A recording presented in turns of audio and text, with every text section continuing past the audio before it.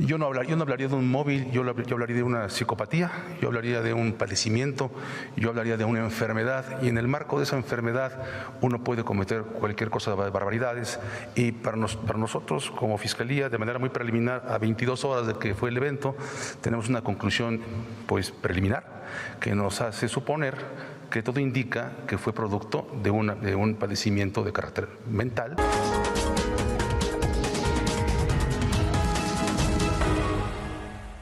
Este día, el fiscal general del Estado de México, José Luis Cervantes Martínez, dio a conocer el perfil psicopático. Yo no me quedaría solo en eso, pero sin duda alguna es un factor, del tirador en la zona arqueológica de Teotihuacán. De acuerdo con el funcionario, el agresor tenía una tendencia a copiar situaciones que sucedieron en otros lugares. Así fue como lo dijo el fiscal. A un día del tiroteo en la zona arqueológica de Teotihuacán, en el Estado de México, autoridades determinaron que el agresor, identificado como Julio César Ramírez, originario de Tlapa, Guerrero, actuó solo. En la conferencia de prensa en Palacio Nacional, donde se hizo una reconstrucción oficial de los hechos, se informó que el atacante portaba un revólver calibre 38 y 52 cartuchos. Fue a las 11:20 de la mañana del lunes que se emitió la alerta y los guardias nacionales tardaron entre 9 y 10 minutos en tomar su equipo e intentar detener al atacante junto con la policía municipal. El saldo del tiroteo fue una turista canadiense fallecida y 13 lesionados de diversas nacionalidades. Y posteriormente a las 11:45 tenemos que se quita la vida de manera voluntaria. Al momento de ser inmovilizado por la Guardia Nacional, oportunamente, él toma el arma de fuego y los testigos son coincidentes en que la acción en su contra a una distancia no mayor a 15 centímetros. El agresor llevaba una mochila tipo táctica, un celular analógico, boletos de autobús y manuscritos presuntamente relacionados con hechos violentos en Estados Unidos. No fue un acto espontáneo, ya que visitó la zona con anterioridad. Las autoridades lo perfilan como un copycat, es decir, un imitador. Por estos hechos se reforzará la seguridad en las zonas arqueológicas con patrullajes terrestres y cibernéticos de la Guardia Nacional, así como instalación de arcos detectores. La presidenta Claudia Sheinbaum Pardo dijo que se garantizará la seguridad de los turistas nacionales y extranjeros. Quizá la pregunta es, ¿cómo es que entra con un arma? Esa es la pregunta que se hacen todos. No hay arcos de seguridad en los sitios arqueológicos, nunca ha habido. ¿Por qué? Porque no se habían presentado estas situaciones. Evidentemente, ahora que se presenta esta situación, pues obviamente como autoridad tenemos que decir, pues tiene que haber mayores revisiones para que ninguna persona entre con un arma de fuego a un sitio arqueológico o a un lugar público. Rosa Isela Rodríguez, secretaria de Gobernación, dijo que se brindó atención integral a las víctimas y las familias. Continúan todavía hasta esta mañana 7 personas en atención hospitalaria, 6 de ellas ya han sido dadas de alta. La presidenta informó que la zona arqueológica de Teotihuacán se reabrirá este miércoles. Noemí Gutiérrez, Heraldo Media Group. Bueno, como puede imaginar, muchas cosas llamaron la atención. Una de ellas es que Julio César Jasso tenía un retrato alterado digitalmente posando junto con los autores de la masacre de Columbine en Colorado. Le recuerdo que aquella masacre, ahí lo tiene usted, pues cobró la vida de 16 personas. Este hecho podría vincular al agresor de Teotihuacán con el movimiento de True Crime Community, al que investigadores internacionales relacionan con por lo menos 15 tiroteos en escuelas y sitios públicos de todo el mundo. De acuerdo con el Instituto para el Diálogo Estratégico, The True Crime Community es el nombre general que se le da a las comunidades en línea que suelen glorificar los asesinatos en masa y a sus perpetradores. La mayor justificación de los integrantes de esta comunidad es el odio a la humanidad y su deseo de ser recordados como asesinos. El día de hoy surgió un video que grabó uno de los rehenes al momento que el atacante los amenazaba y amedrentaba. El sujeto obligó a las víctimas a moverse bajo presión, con un tono agresivo y un lenguaje violento. Con todos los rigor del cuidado, le presentamos esto.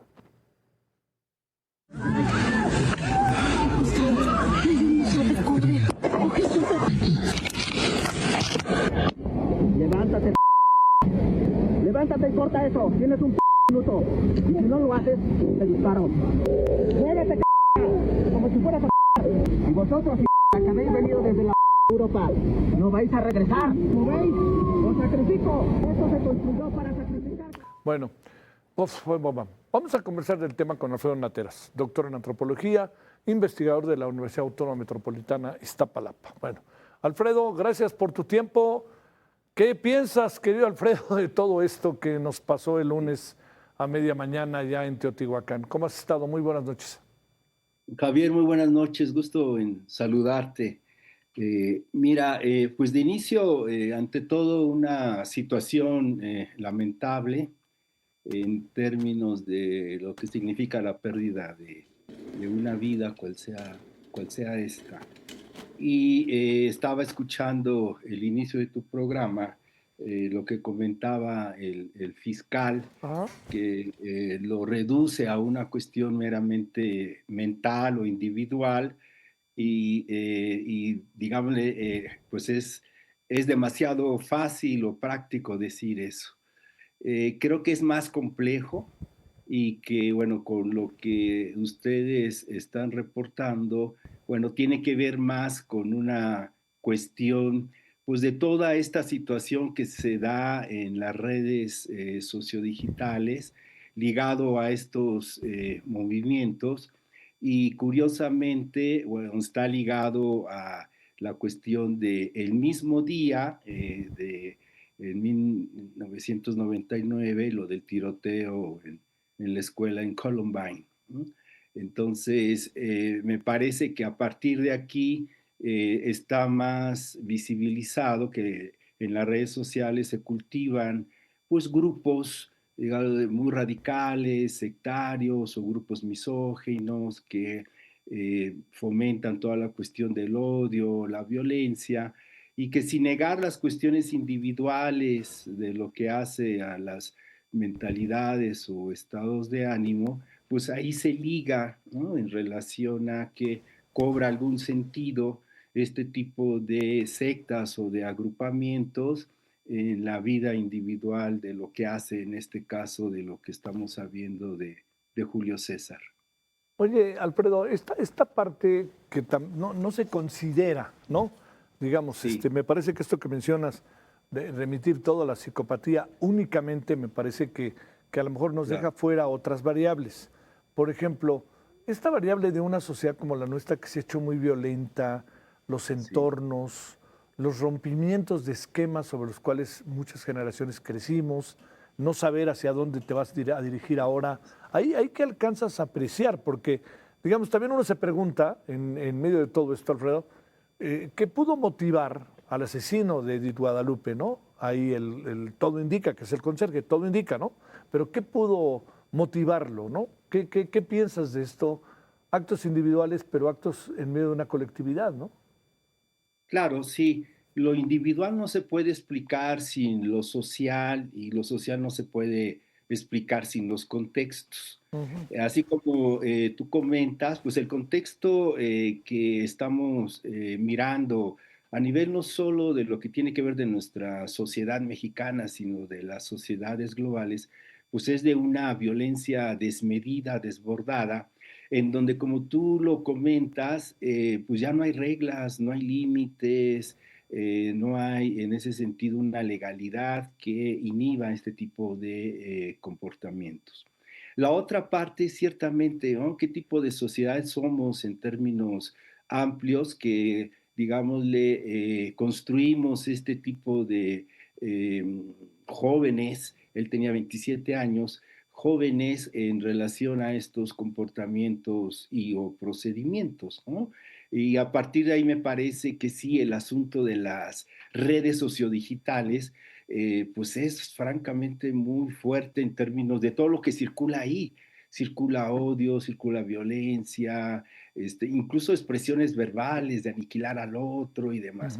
Entonces, haciendo, digámosle, una mirada más hipotética y demás, creo que estamos ante esta situación de que, como lo comentabas, no están claras las reglas, ¿no?, para estas juventudes, no están claros los límites, y que a partir de ahí creo que digámosle, la cuestión de los modelos identificatorios en los que nosotros nos formamos, hemos de decir, Javier, del siglo pasado, son modelos que ya se están borrando, que ya no tienen referentes. Entonces, creo que una parte de estas juventudes que la apuestan todo, la cuestión afectiva, la cuestión emocional, de que su vida cotidiana quizá no les es muy favorable en la relación de los vínculos, inclusive los vínculos amorosos o Claro. los vínculos afectivos, y entonces a partir de ahí entonces